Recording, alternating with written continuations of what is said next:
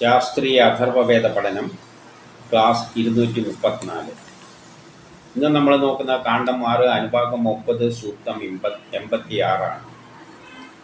ഇതിൽ നമ്മളെല്ലാവരും ശ്രേഷ്ഠന്മാരായി മാറാൻ വേണ്ടി പറയുകയാണ്.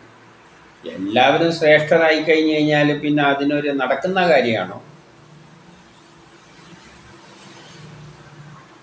അതിന് വല്ല മീനിങ് ഉണ്ടോ എന്നെല്ലാം നമുക്ക് തോന്നിയേക്കാം. എന്നാൽ വേദത്തിൻ്റെ നിർവചനപ്രകാരം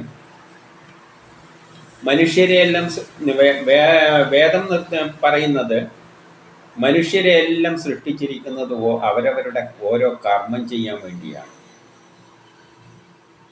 ആ കർമ്മം നമുക്കേ ചെയ്യാൻ പറ്റും. നമ്മളെ കർമ്മം നമുക്കേ ചെയ്യാൻ പറ്റും, വേറെ ആൾക്ക് ചെയ്ത് പറ്റില്ല. നമ്മൾ തന്നെ അത് ചെയ്തു തീർക്കണം. എങ്ങനെയെന്നാൽ ആ ശക്തി കൃതയുഗത്തിൽ നിന്ന് തുടങ്ങിയിട്ട്, ആ ഗോത്ര കാലഘട്ടത്തിൽ നിന്ന് തുടങ്ങിയിട്ട്, സൃഷ്ടി തുടങ്ങിയിട്ട് അവസാനം കലിയുഗത്തിൻ്റെ അവസാനം ഒരു സുന്ദരമായ ലോകമുണ്ടാക്കാനാണ് ശ്രമിക്കുന്നത്, ഒരു വസുദൈവ കുടുംബം.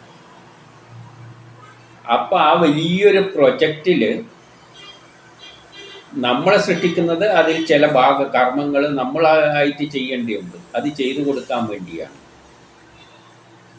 ഉദാഹരണമായിട്ട് നമ്മളൊരു സ്ഥാപനത്തിൽ ജോലിക്ക് പോയി കഴിഞ്ഞാൽ നമുക്ക് ചെയ്യേണ്ട കുറച്ച് ജോലികളുണ്ട്. അത് ചെയ്യാനാണ് നമ്മളെ എടുക്കുന്നത്.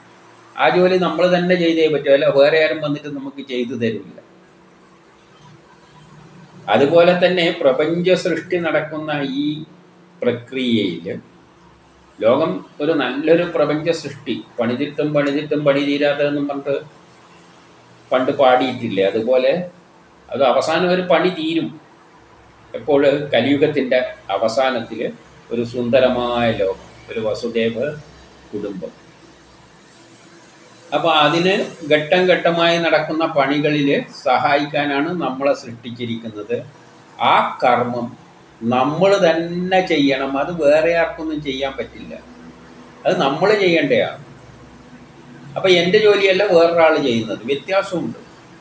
നമുക്ക് ചെയ്യേണ്ട കർമ്മവും വേറെ ആൾക്ക് ചെയ്യേണ്ട കർമ്മവും എല്ലാം രണ്ടും രണ്ടാണ്. അപ്പം നമ്മളെ കർമ്മം നമുക്ക് ഏറ്റവും ഭംഗിയായിട്ട് ചെയ്തു തീർക്കാം. മറ്റുള്ളവൻ്റെ ജോലി അവനും ഭംഗിയായിട്ട് ചെയ്തു തീർക്കാം. രണ്ടും വ്യത്യസ്ത കർമ്മങ്ങളാണ്. എനിക്ക് ചെയ്യേണ്ട ജോലിയല്ല. ചിലപ്പോൾ ഒരേ ടൈപ്പ് ജോലിയായിരിക്കും, പക്ഷേ എന്നിൽ നിന്നും ചെയ്യുന്നതിൽ എൻ്റെ ജോലി എനിക്ക് ഭംഗിയായിട്ട് ചെയ്തു തീർക്കാം. അത് മറ്റുള്ളതിനെയായിട്ട് ആശ്രയിച്ചല്ല ഇരിക്കുന്നത്. എൻ്റെ ജോലി എൻ്റേതാണ്, അത് ഞാൻ ഭംഗിയായിട്ട് ചെയ്ത് തീർക്കും. അങ്ങനെ ഓരോ ആളും ചിന്തിച്ചു കഴിഞ്ഞാൽ ആൾക്കാർ നോക്കുമ്പോൾ അവൻ്റെ ജോലി ഭംഗിയായിട്ട് ചെയ്തിട്ടുണ്ട്, അവൻ വളരെ ശ്രേഷ്ഠനാണ് എന്ന് പറയും. അങ്ങനെ ഓരോ ആൾക്കും ശ്രേഷ്ഠന്മാരാകാനുള്ള അവസരമുണ്ട്. അത് ഉപയോഗിക്കുന്നുണ്ടോ ഇല്ലയോ എന്നുള്ളത് മാത്രമേ ഉള്ളൂ. നമ്മൾ ചെയ്യേണ്ട ജോലി ഭംഗിയായിട്ട് ചെയ്യുക, അതാണ്. അപ്പോഴാണ് നമ്മൾ ശ്രേഷ്ഠന്മാരാകുന്നത്. കണ്ട, അവൻ ചിലവരെല്ലാം പറയുന്ന കേൾക്കാം, എൻ്റെ ജോലി ഞാൻ ചെയ്തു തീർത്തു, ഞാനാണ് ഫസ്റ്റ് എന്ന് പറയുന്നവരെല്ലാം ചില കാര്യങ്ങളിലെല്ലാം പറയുന്നില്ല. അത് തന്നെയാണ് ശ്രേഷ്ഠത. അത് വേറെ ആരും ചെയ്യാനൊന്നും വരില്ല. അതിന് പിന്നെ അവിടെ മത്സരമൊന്നുമില്ല. നമ്മൾ ഒരു നാടകത്തിലെ അഭിനയമാണെങ്കിൽ നമ്മളെ റോള് ഭംഗിയായിട്ട് അഭിനയിച്ച് തീർത്തു കൊടുക്കുക. അത് ചിലപ്പോൾ നടനായിരിക്കാം, അല്ലെങ്കിൽ ഒരു കുഷ്ഠരോഗിയായിരിക്കാം, എന്തോ ആയിരിക്കാം. അപ്പോൾ കാണുന്നവർ പറയും, കണ്ട അവൻ നല്ല ആ കഥാപാത്രം നല്ലോണം അഭിനയിച്ചു എന്ന് പറയുന്നില്ല. അത് തന്നെയാണ് ജീവിതത്തിലുള്ള ശ്രേഷ്ഠതയും. നമ്മൾ ചെയ്യേണ്ട കർമ്മം ഭംഗിയായിട്ട് ചെയ്തു കൊടുക്കുക. ഇതാണ് ഇതിൻ്റെ ആശയം. അപ്പോൾ എന്താണ് ഉപനിഷത്ത് പറയുന്നതെന്ന്, അല്ല ഈ അഥർവവേദം ഈ സൂക്തം പറയുന്നതെന്ന് നോക്കാം.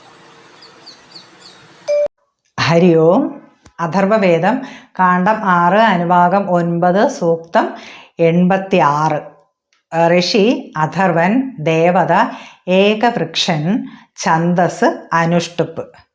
വൃഷേന്ദ്രസ്യ വൃഷഃ ദിവോ വൃഷാ പൃഥിവ്യാ അയം വൃഷാ വിശ്വസ്യ ഭൂതസ്യ ത്വമേകവൃഷോ ഭവ സമുദ്ര ഈശേ സ്രവതാമഗ്നിഃ പൃഥിവ്യാ വശീ ചന്ദ്രമാ നക്ഷത്രാണാമീശേ ത്വമേകവൃഷോ ഭവ സമ്രാഢസ്യ സൂരാണാം കകുന്മനുഷ്യാണാം ദേവാനാമർത്ഥം ഭാഗസേ ത്വമേകവൃഷോ ഭവ. ഭാവാർത്ഥം: ഈ പുരുഷൻ ഇന്ദ്രന്റെ സഹായത്താൽ ആകാശം, ഭൂമി, മറ്റു ജീവികൾ എന്നിവരെ തൃപ്തരാക്കി ശ്രേഷ്ഠനായിട്ട് തീരുക. സമുദ്രം ജലത്തിലും, അഗ്നി പൃഥ്വിയിലും, ചന്ദ്രൻ നക്ഷത്രങ്ങളിലും ശ്രേഷ്ഠനും അവരുടെ സ്വാമിയുമായിരിക്കുന്നത് പോലെ നീയും ശ്രേഷ്ഠനായിട്ട് തീരുക. ദാനവന്മാരെക്കാൾ ഇന്ദ്രൻ ശ്രേഷ്ഠനായിരിക്കുന്ന പോലെ ഇന്ദ്രകൃപയാൽ ഈ പുരുഷനും ശ്രേഷ്ഠനാവുക. ഈ പുരുഷൻ എന്ന് പറയുമ്പോൾ നമ്മളോട് തന്നെയാണ് പറയുന്നത്. നമ്മൾ ഇന്ദ്രന്റെ സഹായത്താൽ. കാരണം ഇന്ദ്രന്റെ സഹായം എന്ന് പറയുമ്പോൾ നമ്മൾ എന്തെങ്കിലും കർമ്മം ചെയ്യുമ്പോൾ ആ കർമ്മത്തിന് ഏകോപിപ്പിക്കുവാൻ വരുന്ന ശക്തിവിശേഷമാണ് ഇന്ദ്രൻ. ഇപ്പം നമ്മളിപ്പോഴൊരു ചായ ഉണ്ടാക്കുന്നതെന്ന് വെച്ചോളും. ചായ ഉണ്ടാക്കുമ്പോൾ വെള്ളമെല്ലാം ചൂടാക്കി അതിൻ്റെ അകത്ത് ചായപ്പൊടിയെല്ലാം ഇട്ട് ഇതെല്ലാം ചെയ്യുമ്പോൾ അതിനെ അവൻ്റെ അകത്തിരുന്ന് അതിനെ ഏകോപിപ്പിച്ച് നമ്മൾ അതിൻ്റെ അകത്തിയൊന്നും ചെയ്യുന്നില്ലല്ലോ. ചായപ്പൊടി ഇട്ട് കഴിഞ്ഞാലും ആ ചായയിലുള്ള ആ സംഗതികൾ സത്തെല്ലാം അതിൻ്റെ അകത്ത് നിന്ന് എടുത്ത് വെള്ളത്തിൽ മിക്സാക്കണം. അവിടെ കുറേ പണിയുണ്ട് അതിൻ്റെ അകത്ത് നടക്കുന്നുണ്ട്. അഗ്നി എല്ലാം കൂടിയിട്ടാണ് അവിടെ ചെയ്യുന്നത്. ഈ ദേവതകളെല്ലാം കൂടിയിട്ടാണ് അതിനൊരു ചായയാക്കി മാറ്റുന്നത്. നമ്മളല്ല, നമ്മൾ പുറത്ത് നിന്ന് നോക്കിയിരിക്കുന്നേയുള്ളൂ.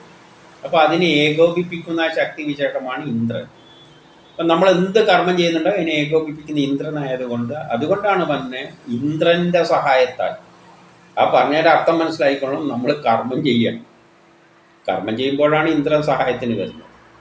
അപ്പം നമ്മൾ നമ്മളെ കർമ്മം ഭക്തിയായി ചെയ്യുമ്പോൾ അപ്പം ഇന്ദ്രനും വരും. ഇന്ദ്രൻ്റെ സഹായത്താൽ ആകാശം, ഭൂമി, മറ്റു ജീവികൾ എന്നിവരെ തൃപ്തരാക്കി ശ്രേഷ്ഠനായി തീരുക.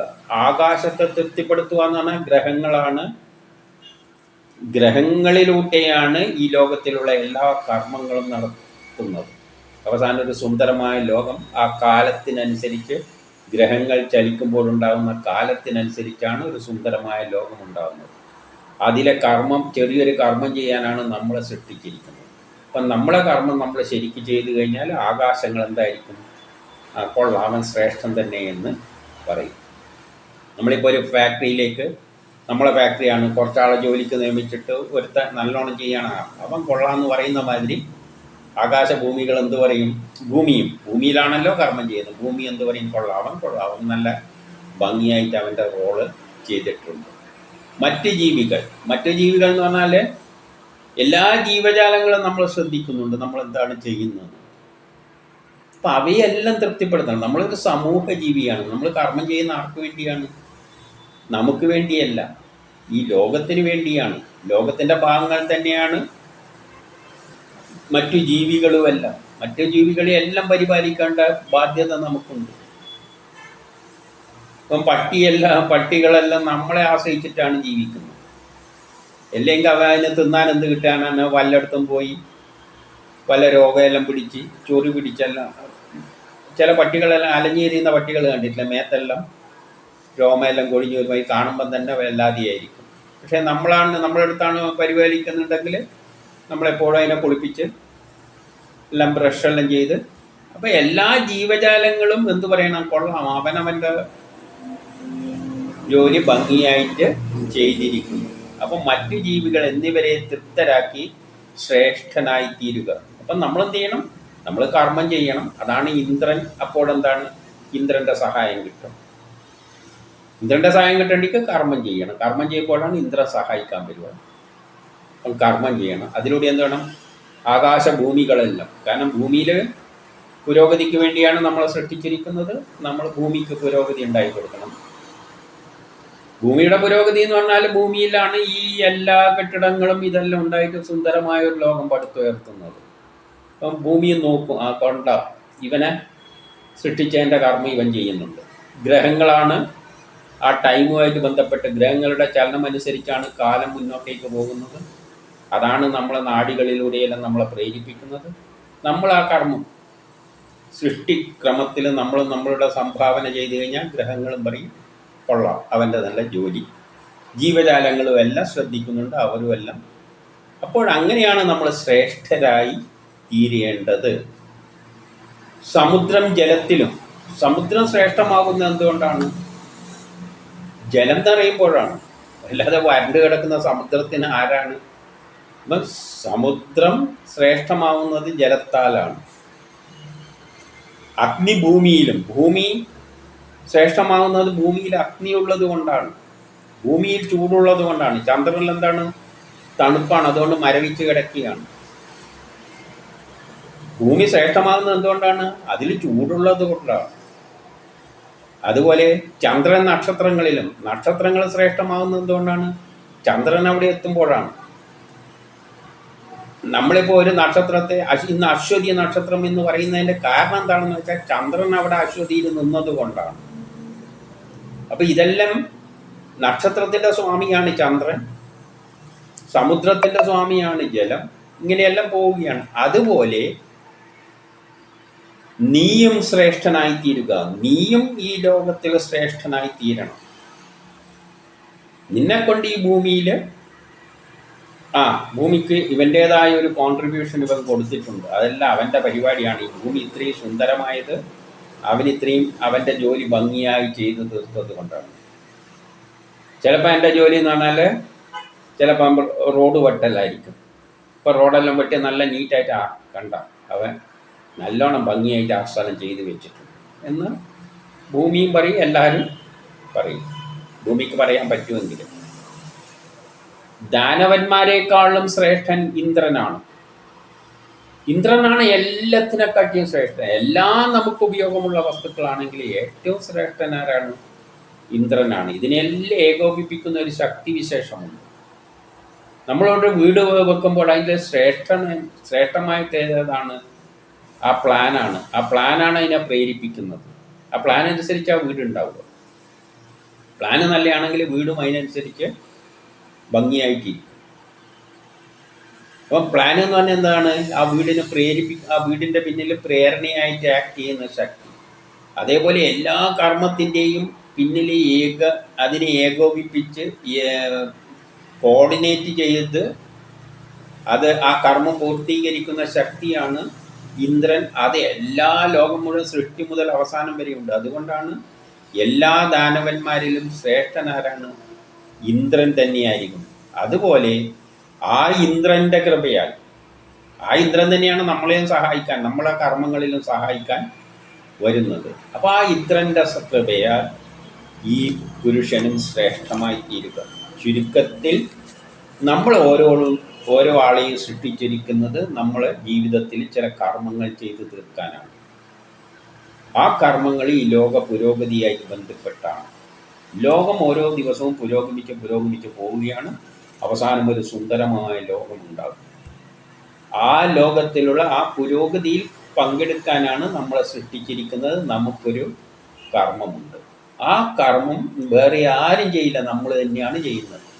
അതുകൊണ്ട് വേറെ ആരെങ്കിലും കയറിയിട്ട് ഇടങ്കോളിലൊന്നും ഇടാൻ പോകുന്നില്ല. നമ്മൾ തന്നെയാണ് അത് ചെയ്ത് തീർക്കേണ്ടത്. ആ കർമ്മം ഭംഗിയായി ചെയ്തു തീർത്തു കഴിഞ്ഞാൽ അതിലൂടെ നമ്മൾ ശ്രേഷ്ഠന്മാരാവുകയാണ്. ആരും സമൂഹത്തിൽ വലിയവനോ താഴ്ന്നവനോ അല്ല. അതാണ് വേദം ഉപദേശിക്കുന്നത്. എല്ലാവർക്കും അവരുടേതായ ധർമ്മമുണ്ട്. ആരും ആരെക്കാളും വലുതോ ചെറുതോ അല്ല. ബ്രഹ്മാവ് സൃഷ്ടി നടത്തേണ്ട ജോലിയാണ് സൃഷ്ടി ചെയ്യുന്നു. ഇപ്പം എൻ്റെ ബ്രഹ്മാവിൻ്റെ സ്ഥാനത്ത് എന്നെയാണ് പിടിച്ചിട്ടിരുന്നെങ്കിൽ ഞാനായിരിക്കും സൃഷ്ടി നടത്തേണ്ടി വരിക. അവിടെ ബ്രഹ്മാവ് എന്നൊരു ശക്തി വിശേഷമാണ്, സൃഷ്ടിക്ക് പ്രേരിപ്പിക്കുന്ന ശക്തി വിശേഷമാണ് ബ്രഹ്മാവ്. സംരക്ഷിക്കുന്ന ഒരു ശക്തിയുണ്ട്. അതെല്ലാം ശക്തികളാണ്, അല്ലാതെ അതൊന്ന് വ്യക്തികളെ മറ്റേ കഥയിൽ കഥാപാത്രമായിട്ട് വന്നതാണ്. അപ്പോൾ ഓരോ ആൾക്കുന്നുണ്ട്, ഓരോ ധർമ്മമുണ്ട്. ചിലവർക്ക് സൃഷ്ടിധർമ്മമായിരിക്കും, ചിലർക്ക് സംരക്ഷിക്കലായിരിക്കും, ചിലർക്ക് ആവശ്യം കഴിഞ്ഞതിനെല്ലാം നശിപ്പിക്കലായിരിക്കും. അതെല്ലാം തുല്യ വിലയുള്ളതാണ്. ഒരു വീട് കെട്ടുന്നവൻ മാത്രമല്ല, വീട് നിർമ്മിക്കുന്നവൻ മാത്രമല്ല കേമൻ. ഒരു പഴയ വീട് പൊളിച്ചിട്ടാണ് നിർമ്മിക്കുന്നുണ്ടെങ്കിൽ അത് ഭംഗിയായി പൊളിച്ച്, ചിലവർ പൊളിച്ചിട്ട് കഴിഞ്ഞാൽ എല്ലാം പറമ്പ് നിറച്ച് കൊളാക്കി വെക്കും.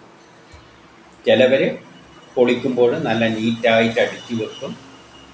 എൻ്റെ ഓരോന്നിനെയും വേർതിരിച്ച് ചിലപ്പം വിറ്റിട്ട് അതിൻ്റേതായ പൈസയെല്ലാം കിട്ടും. മറ്റേതെല്ലാം അടിച്ചൊടിച്ച് ആടി ഇട്ട് കഴിഞ്ഞാലോ അപ്പോൾ ഓരോ ആൾ ചെയ്യുന്നതിനും ആ ഒരു സൗന്ദര്യമുണ്ട്. അതാണ് ശ്രേഷ്ഠത.